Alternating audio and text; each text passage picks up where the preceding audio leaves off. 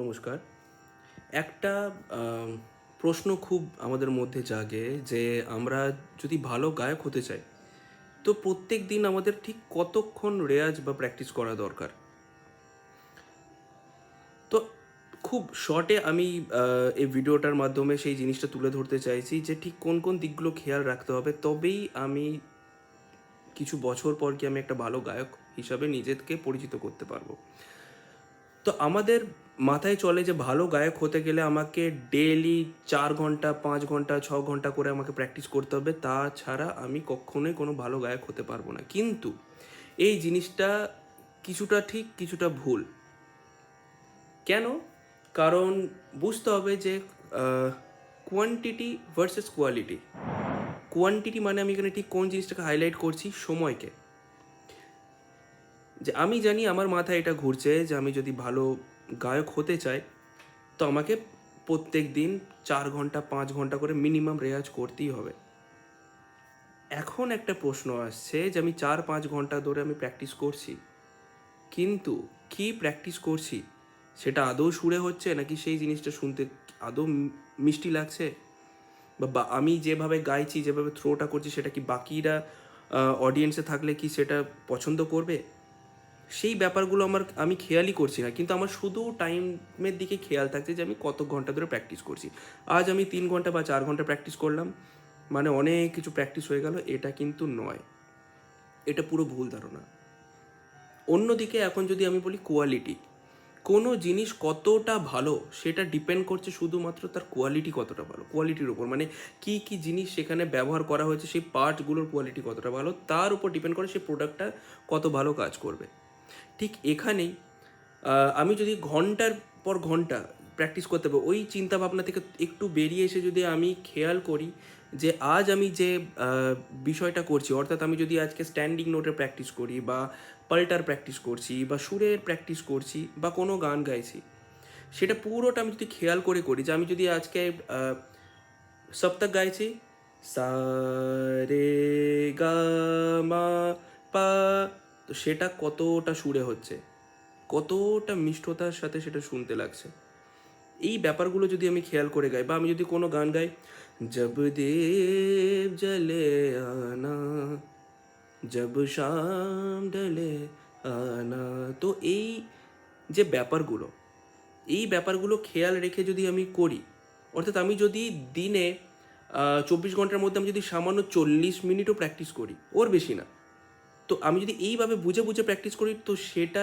ঠিক ৪-৫ ঘন্টা প্র্যাকটিসের সমান হয়ে দাঁড়ায় সামান্য ৪০ মিনিটের প্র্যাকটিসটা। কারণ আমি ৪-৫ ঘন্টা ধরে প্র্যাকটিস করছি কিন্তু কিছু বুঝে করছি না যে কী গাইছি না গাইছি, কতটা সুরে হচ্ছে, কতটা পিচ আউট যাচ্ছি, কতটা তালে হচ্ছে, সেদিকে আমার খেয়াল নেই। কিন্তু অন্যদিকে আমি যদি খুব শর্ট টাইমেও প্র্যাকটিস করি, ৪০-৪৫ মিনিট, তো আমি প্রত্যেকটা জিনিস মাথায় রেখে বুঝে ভেবে চিন্তে করছি, তো সেখানে আমার ভুল হওয়ার চান্সেসটা কম হয়ে যাবে কিন্তু প্রোগ্রেস অনেক তাড়াতাড়ি হবে। তো এখানে এই ব্যাপারটাকে ভালো করে বুঝতে হবে, কোয়ান্টিটি ভার্সেস কোয়ালিটি। কোয়ান্টিটি অর্থাৎ টাইমের দিকে ফোকাস করে লাভ নেই।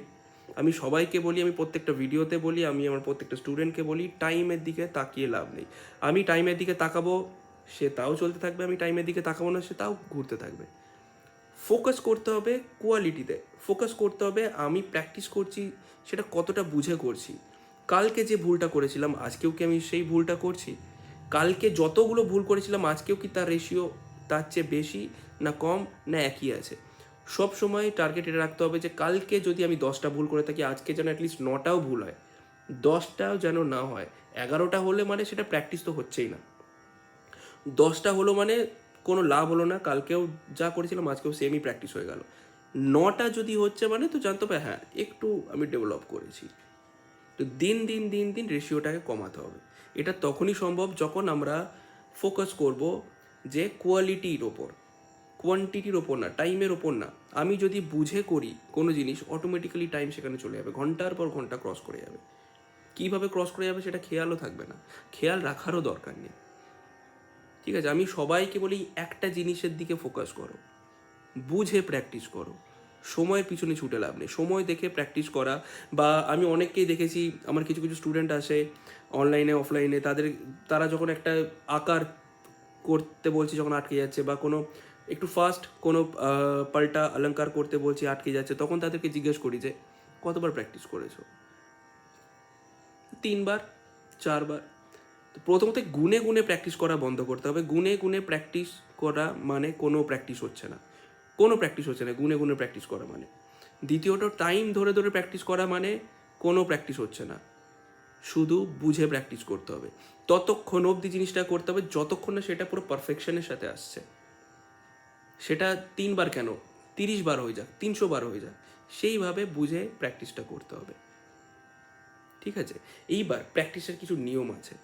সেটা হচ্ছে সকালের দিকে প্র্যাকটিসটা করা ভালো, ভোর বেলা করতে পারলে আরও ভালো, কারণ তখন পরিবেশটা খুব শান্ত থাকে। ঠিক আছে? যত বেলা হবে তত চারিদিকটা বেশি চঞ্চল হয়ে যাবে, তো মাইন্ড ডাইভার্ট হয়ে যাওয়ার চান্সেস খুব বেশি থাকে। আর সকালে বসেই গান গাইতে নেই বা উপরের দিকে উঠে যেতে নেই। সকালে বসে প্রথমে 5 মিনিট কম করে সায়ের অভ্যাস করতে হয়। সেটা হামিং দিয়েই হোক, সা বলেই হোক, ওমকারের থ্রু হোক।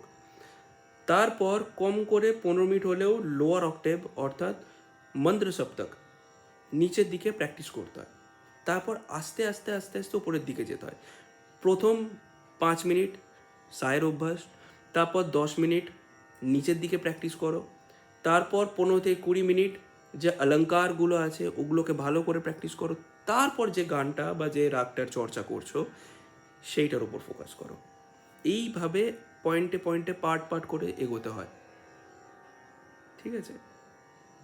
তো এই কিছু বিষয় আছে যেগুলোর দিকে খেয়াল রাখতে হবে, দেন এগোতে হবে। বারবার বলছি, কোয়ালিটিতে ফোকাস করো, কোয়ান্টিটিতে ফোকাস করে লাভ নেই, ওটা বোকামি। টাইমের দিকে ফোকাস করা বোকামি, গুনে গুনে প্র্যাকটিস করা এটা বোকামি। প্র্যাকটিস ততক্ষণ করতে হবে যতক্ষণ না সেটা আসছে, ভালো করে করতে হবে, বুঝে করতে হবে, তবেই গিয়ে একটা ভালো পারফর্মার, ভালো সিঙ্গার হতে পারবে। আদারওয়াইজ কোনোভাবেই সেটা পসিবল না। ধন্যবাদ।